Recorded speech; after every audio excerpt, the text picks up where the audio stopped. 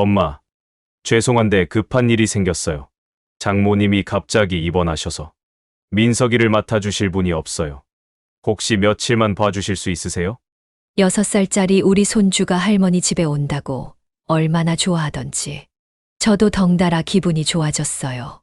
그런데 며느리가 가져온 짐을 보니까 정말 어마어마하더라고요. 어머님, 아이가 예민해서 먹는 것도 조심해야 하고, 잠자는 시간도 정확히 지켜줘야 해요. 며느리가 A4 용지 서너 장에 적힌 육아 지침서를 건네주더라고요.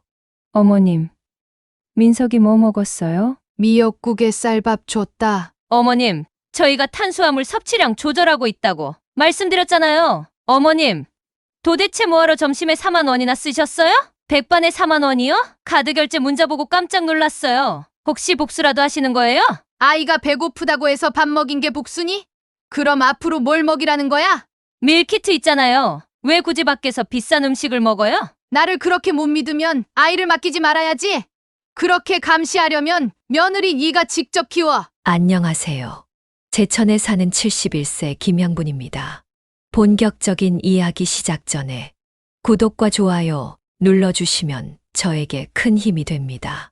그럼 시작하겠습니다. 남편을 하늘나라로 보내드린 지 벌써 3년이 지났네요.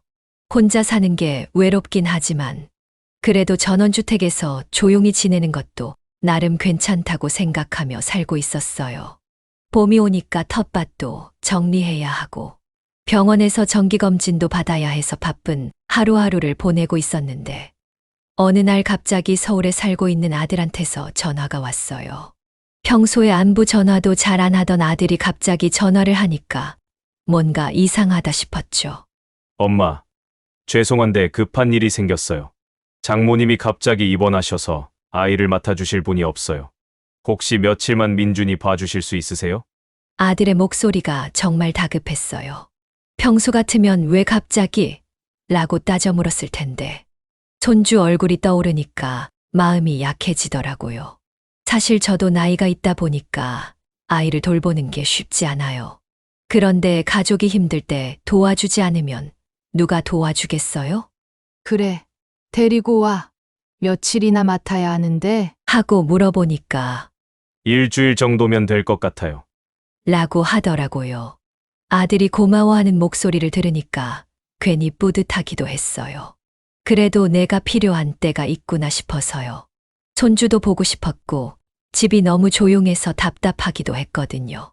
그때만 해도 이런 일이 벌어질 줄은 꿈에도 몰랐어요. 다음 날 아들 부부가 손주를 데리고 제천까지 왔어요. 6살짜리 우리 손주가 할머니 집에 온다고 얼마나 좋아하던지. 저도 덩달아 기분이 좋아졌어요. 그런데 며느리가 가져온 짐을 보니까 정말 어마어마하더라고요. 캐리어 2개에 아이 용품이 가득했어요. 어머님, 아이가 예민해서 먹는 것도 조심해야 하고, 잠자는 시간도 정확히 지켜줘야 해요. 며느리가 A4 용지 서너 장에 적힌 육아 지침서를 건네주더라고요. 처음엔 요즘 엄마들이 꼼꼼하구나 싶었는데 읽어보니까 정말 깜짝 놀랐어요. 아침 7시 기상, 오전 단식은 유기농 과일만, 점심은 탄수화물 30%, 단백질 40%, 채소 30% 비율 맞춰서, 오후 낮잠은 정확히 1시간 30분, 저녁 8시 취침. 이게 뭐 군대도 아니고 말이에요. 게다가 외출할 때는 미리 연락해 주시고, 민석이가 뭘 먹었는지 사진으로 찍어서 보내주세요. 라고까지 적혀 있었어요. 솔직히 좀 당황스러웠어요. 제가 아들 셋을 키워봤는데 이렇게까지 복잡하게 키운 적은 없거든요. 아이들은 밥만 잘 먹고 잘 자면 되는 거 아닌가요? 그런데 요즘은 다 이런가 보다 하고 넘어갔어요. 첫날은 그럭저럭 지침대로 해봤어요. 아침에 유기농 시리얼 주고, 점심엔 며느리가 준비해온 도시락 데워서 주고, 그런데 민석이가 할머니, 이거 맛없어요. 할머니가 해준 밥 먹고 싶어요. 라고 하는 거예요. 마음이 아프더라고요. 그래서 저녁엔 제가 직접 쌀밥 짓고 미역국 끓여서 줬어요. 민석이가 그렇게 맛있게 먹더라고요. 할머니 밥이 제일 맛있다 하면서 그릇을 싹싹 비우는 모습을 보니까 얼마나 예쁘던지요.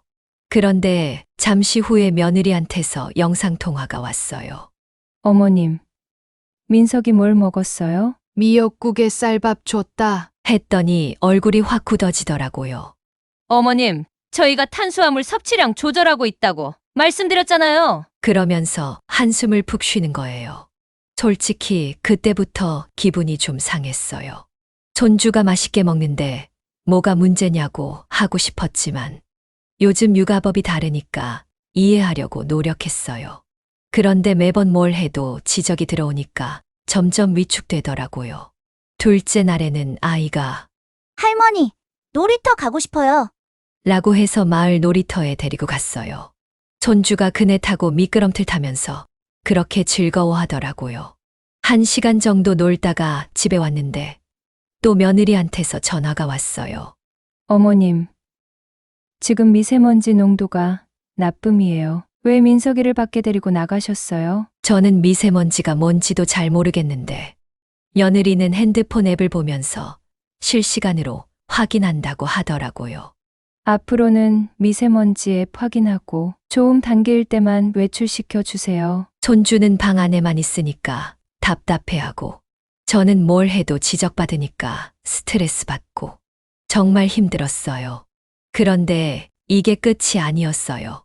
셋째 날에는 더 어이없는 일이 있었거든요.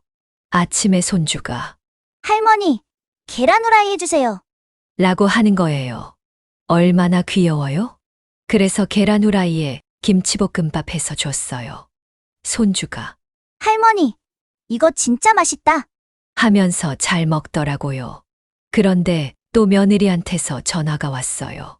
어머님, 계란 노른자에 콜레스테롤이 많아서 아이한테 안 좋아요. 그리고 김치는 나트륨 함량이 너무 높고요. 이런 식으로 매번 뭘 해도 안 된다고 하니까 저는 뭘 해줘야 할지 모르겠더라고요. 그날 오후에 택배가 왔어요. 며느리가 보낸 건데 유기농 밀키트 10개들이 박스더라고요. 거기에 하루 섭취량별 식단표까지 붙어 있었어요. 아침 7시 밀키트 A, 점심 12시 밀키트 B, 저녁 6시 밀키트 C. 이런 식으로 다 정해져 있는 거예요. 그때부터 정말 서운함이 쌓이기 시작했어요. 저도 아들 셋을 키워봤고 지금까지 잘 살아오지 않았나요? 그런데 마치 제가 아이를 제대로 돌볼 줄 모르는 사람 취급하는 것 같아서 자존심이 상했어요.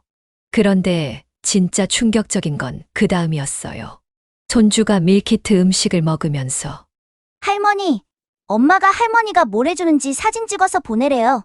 라고 하는 거예요. 아이 입에서 그런 말이 나오니까 정말 마음이 아팠어요. 저를 믿지 못해서 감시하려고 하는 건가 싶더라고요. 그래도 손주가 좋아서 참고 참았어요. 사진도 찍어서 보내고 밀키트도 정확한 시간에 데워서 주고.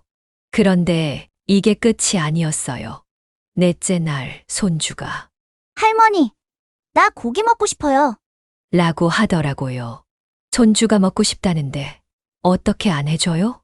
마침 냉장고에 돼지고기가 있어서 제육볶음을 해줬어요. 정말 맛있게 먹더라고요. 할머니 음식이 세상에서 제일 맛있어요. 라고 하니까 얼마나 기뻤는지 몰라요. 그런데 또 며느리한테서 전화가 왔어요. 어머님, 민석이한테 돼지고기 주셨어요? 민석이는 소화력이 약해서 기름진 음식 못 먹는다고 말씀드렸잖아요. 혹시 복수라도 하시는 건 아니죠? 라고 하는 거예요. 복수요? 제가 왜 손주한테 복수를 해요? 그냥 아이가 먹고 싶다고 해서 해준 건데. 그게 복수라고 하니까 정말 어이가 없었어요. 그때부터 화가 나기 시작했어요. 참고 참았는데 이제 더 이상 참을 수가 없더라고요. 5째 날, 저는 손주와 함께 동네 농산물 직거래 장터에 갔어요. 싱싱한 채소도 보고 손주도 구경시켜 주려고 했던 거예요. 그런데 점심시간이 되니까 아이가 배고프다고 하더라고요. 마침 장터 근처에 깔끔한 백반집이 있어서 들어갔어요. 손주가 할머니, 저거 먹고 싶어요. 라고 하면서 제육덮밥을 가리키더라고요. 그래서 제육덮밥 둘이랑 된장찌개, 김치, 나물 몇 가지 시켜서 같이 먹었어요. 아이가 정말 맛있게 먹더라고요. 할머니랑 먹으니까 더 맛있어요. 라고 하면서 밥을 다 비우는 모습을 보니까 그동안의 스트레스가 다 날아가는 것 같았어요. 이런 게 진짜 할머니와 손주가 함께하는 시간이지. 매번 지침서 보면서 밀키트 데워주는 게 뭔 의미가 있겠어요? 계산할 때 보니까 4만 원 나왔어요. 둘이 먹기엔 좀 비싸긴 했지만 손주가 좋아하니까 기분 좋게 결제했어요. 며느리가 준 카드로 말이에요. 그런데 집에 도착하자마자 며느리한테서 전화가 왔어요. 어머님, 도대체 뭐하러 점심에 4만 원이나 쓰셨어요? 백반에 4만 원이요? 목소리 톤이 완전 화난 사람 목소리였어요. 카드 결제 문자 보고 깜짝 놀랐어요. 혹시 복수라도 하시는 거예요? 또 복수 얘기예요. 저는 그냥 손주랑 맛있는 밥 한 끼 먹었을 뿐인데 그게 복수라고 하니까 정말 기가 막혔어요. 민석이가 배고프다고 해서 밥 먹인 게 복수니? 그럼 앞으로 뭘 먹여야 하니? 라고 했더니 밀키트 있잖아요. 왜 굳이 밖에서 비싼 음식을 먹어요? 라고 하더라고요. 그때 정말 울컥했어요. 지금까지 참고 참았는데 이제는 더 이상 참을 수가 없었어요. 그렇게 나를 못 믿겠으면 며느리 네가 직접 키워. 감시하려면 나한테 맡기질 말아야지. 하고 전화를 끊어버렸어요. 그리고 나서 생각해보니까 정말 억울하더라고요. 제가 뭘 잘못했다고 도둑년 취급을 받아야 해요? 손주가 좋아서 이것저것 해주려고 했는데 매번 지적만 받고 이런 식으로 살 바에야 차라리 혼자 사는 게 낫겠더라고요.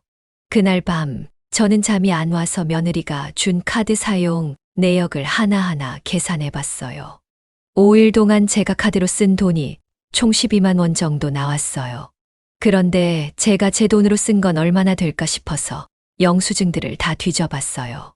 전기세는 평소보다 3만 원 더 나왔고 가스비도 2만 원 더 나왔어요. 손주 간식 사느라 제 돈으로 쓴 게 5만 원. 손주 옷 사준 게 3만 원. 계산해 보니까 제가 제 돈으로 쓴 게 15만 원이나 되더라고요. 그것도 모자라서 엑셀까지 만들어서 정리했어요.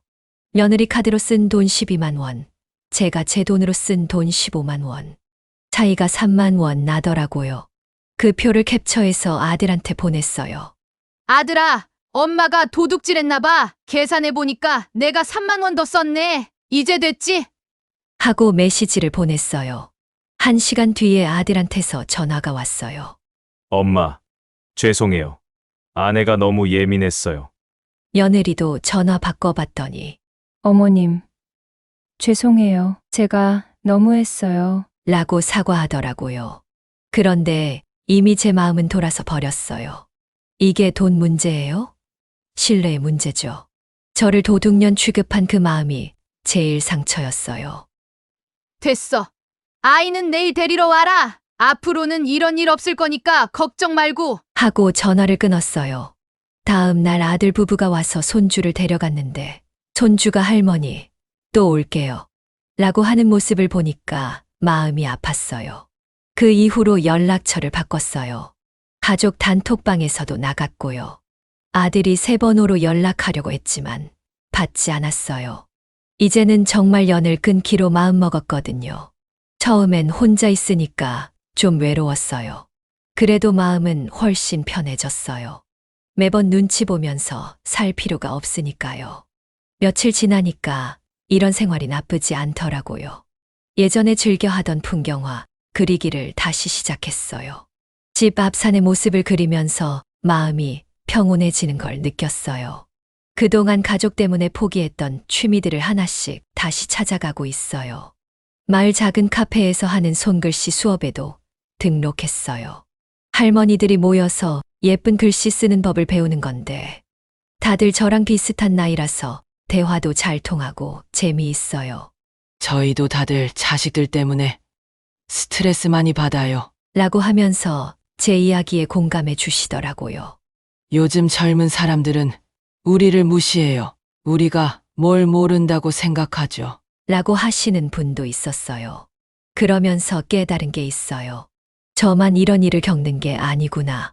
많은 할머니들이 자식들한테 이런 대우를 받으면서도 가족이니까 하면서 참고 있구나. 그런데 참는다고 해서 상황이 나아지는 건 아니더라고요. 오히려 제가 확실하게 선을 그어버리니까 마음이 편해졌어요. 도움만 주는 사람이 아니라 한 사람의 인격체로서 대우받고 싶다는 생각이 들었어요. 그래서 이제는 제 감정에 솔직해지기로 했어요. 텃밭도 새로 단장했어요. 올해는 손주 생각해서 유기농으로 키워보려고 했는데 이제는 제가 먹고 싶은 것들로 심었어요. 고추, 상추, 깨십, 제가 좋아하는 것들만요. 한 달이 지났을 때쯤 아들이 집 앞까지 찾아왔어요. 문 앞에서 엄마, 문 좀 열어주세요. 이야기하고 싶어요. 라고 하더라고요. 하지만 저는 문을 열어주지 않았어요. 할 말 없어. 돌아가. 라고만 했어요. 엄마, 아내가 잘못했어요. 용서해 주세요. 하면서 계속 사과하더라고요. 하지만 이미 상처받은 마음이 쉽게 아물지 않더라고요. 그리고 솔직히 말하면 지금 혼자 사는 게 더 좋았어요. 매일 아침 제가 먹고 싶은 걸로 아침을 먹고 하고 싶은 일을 하고 만나고 싶은 사람들을 만나고 누구 눈치 볼 필요 없이 제 마음대로 살 수 있으니까 얼마나 좋은지 몰라요. 물론 손주는 보고 싶어요. 그 아이가 뭘 잘못했겠어요? 하지만 손주를 보려면 며느리와 관계를 회복해야 하는데 저는 그럴 마음이 없어요. 한 번 깨진 신뢰는 쉽게 회복되지 않거든요. 어떤 분들은 그래도 가족인데라고 하세요. 하지만 가족이라고 해서 모든 걸 참아야 하는 건 아니라고 생각해요. 가족이기 때문에 더 서로를 존중해야 하는 거 아닌가요? 저는 이제 70대예요. 앞으로 살 날이 그리 많지 않아요. 그런데 그 얼마 안 되는 시간을 스트레스 받으면서 살고 싶지 않아요. 제가 행복한 게 제일 중요해요. 마을 사람들이 혼자 살면서 외롭지 않으세요? 라고 물어보시는데 전혀 외롭지 않아요. 오히려 마음이 편해서 더 활기차게 살고 있어요. 요즘에는 온라인 쇼핑도 배우고 있어요. 젊은 분이 와서 핸드폰으로 물건 주문하는 방법을 가르쳐 주셨는데 생각보다 쉽더라고요. 이제는 집에서 편리하게 필요한 것들을 주문할 수 있어서 좋아요. 6개월이 지난 지금 저는 완전히 새로운 사람이 된 것 같아요. 예전에는 항상 누군가를 위해서 살았어요. 남편 뒷바라지하고 아들들 키우고 손주들 돌보고. 그런데 이제는 온전히 저를 위해서 살고 있어요. 새로 사귄 친구들과 함께 등산도 가고 문화센터에서 하는 요리 수업도 들어요. 제가 좋아하는 음식을 마음껏 만들어 먹을 수 있어서 행복해요. 탄수화물 몇 %, 단백질 몇 %, 이런 거 신경 안 써도 되니까 얼마나 자유로운지 몰라요. 가끔 아들한테서 문자가 와요. 엄마, 안녕하신지요? 손주가 할머니 보고 싶어 해요. 이런 내용인데 읽기만 하고 답장은 하지 않아요. 마음이 아프지 않은 건 아니에요. 하지만 다시 그런 일을 겪고 싶지 않아요. 동네 할머니들한테 제 이야기를 했더니 다들 잘했다고 하시더라고요. 우리도 그런 용기가 있으면 좋겠다고 하시면서요. 많은 할머니들이 자식들한테 비슷한 대우를 받으면서도 참고 있다는 걸 알게 됐어요. 나이 먹었다고 해서 무시당할 이유는 없어요. 우리도 인격체예요. 이런 말을 하면 모든 분들이 고개를 끄덕이세요. 다들 마음속으로는 억울함을 품고 계시는 거죠. 요즘 들어서 확실히 건강도 좋아진 것 같아요. 스트레스가 없으니까 잠도 잘 오고 식욕도 좋아졌어요. 혈압도 안정됐고요. 마음이 편하니까 몸도 따라서 좋아지는 것 같아요. 제가 이 이야기를 하는 이유는 비슷한 상황에 있는 분들께 용기를 드리고 싶어서예요. 가족이라고 해서 모든 걸 참을 필요는 없어요. 우리도 존중받을 권리가 있어요. 물론 제 선택이 옳았는지는 모르겠어요. 어떤 분들은 그래도 손주는 봐야 하는 거 아니냐고 하실 수도 있고요. 하지만 저는 제 선택을 후회하지 않아요. 지금이 제 인생에서 가장 평화로운 시간이거든요. 1년이 지난 지금 저는 완전히 다른 사람이 되었어요. 예전에 김양부는 항상 누군가를 위해 희생하는 사람이었다면 지금의 김양부는 자신을 위해 사는 사람이에요. 얼마 전에는 제천에서 열린 할머니 합창단에도 가입했어요. 70대, 80대 할머니들과 함께 노래를 부르는데 정말 즐거워요. 다들 저처럼 자식들 때문에 속상한 일이 많으셨던 분들이라서 서로의 마음을 잘 이해해 주세요. 합창단 연습이 끝나면 함께 차 마시면서 이야기 나누는 시간이 제일 좋아요. 우리 나이에도 새로운 도전할 수 있다는 걸 느끼게 해주는 시간들이에요. 요즘에는 블로그도 시작했어요. 71세 김영분의 홀로서기 일기라는 제목으로 제 일상을 올리고 있는데 생각보다 많은 분들이 공감해 주세요. 저도 용기 내서 혼자 살기 시작했어요. 나는 댓글을 받을 때마다 뿌듯해요. 가끔 아들이 집 앞에 선물을 놓고 가요. 건강식품이나 과일 같은 걸 두고 가는데 받지도 버리지도 않고 그냥 두어요. 며칠 지나면 아들이 다시 와서 가져가더라고요. 손주가 그린 그림도 같이 놓고 가는데 그걸 볼 때마다 마음이 아파요. 할머니 보고 싶어요 라고 적힌 쪽지를 보면 울컥하기도 해요. 하지만 그렇다고 해서 다시 예전으로 돌아갈 생각은 없어요. 제가 이런 선택을 한 건 단순히 며느리가 밉거나 아들이 밉기 때문이 아니에요. 저 자신을 존중하고 싶어서예요. 남은 인생을 제답게 살고 싶어서예요. 여러분 중에도 저와 비슷한 상황에 계신 분들이 있을 거예요. 자식들한테 도움만 주는 존재로 여겨지면서도 정작 존중은 받지 못하는 분들 말이에요. 그런 분들께 말씀드리고 싶어요. 우리도 행복할 권리가 있다고요. 나이가 들었다고 해서 부모라고 해서 무조건 참아야 하는 건 아니에요. 때로는 확실하게 선을 그어야 할 때도 있어요. 그래야 서로를 존중하는 관계가 될 수 있어요. 지금 저는 정말 행복해요. 아무도 저를 통제하지 않고 저도 누구를 통제하지 않아요. 제가 하고 싶은 일을 하고 만나고 싶은 사람들을 만나고 먹고 싶은 음식을 먹어요. 이게 진짜 자유로운 삶이에요. 어쩌면 언젠가는 아들 가족과 화해하는 날이 올지도 모르겠어요. 하지만 그건 제가 굽혀서가 아니라 서로를 존중하는 바탕 위에서 이루어져야 한다고 생각해요. 지금 이 순간 71세 김영부는 그 어느 때보다 당당하고 행복합니다. 그리고 이 이야기를 들으시는 모든 분들도 자신을 사랑하고 존중하는 삶을 사시길 바라요. 저의 이야기는 여기까지입니다. 사연이 마음에 와닿았다면 구독과 좋아요 꼭 눌러주세요. 그리고 댓글로 여러분의 생각도 나눠주세요. 여러분의 앞날에 항상 행복과 건강이 함께하길 바랍니다. 사연 세상이었습니다. 감사합니다.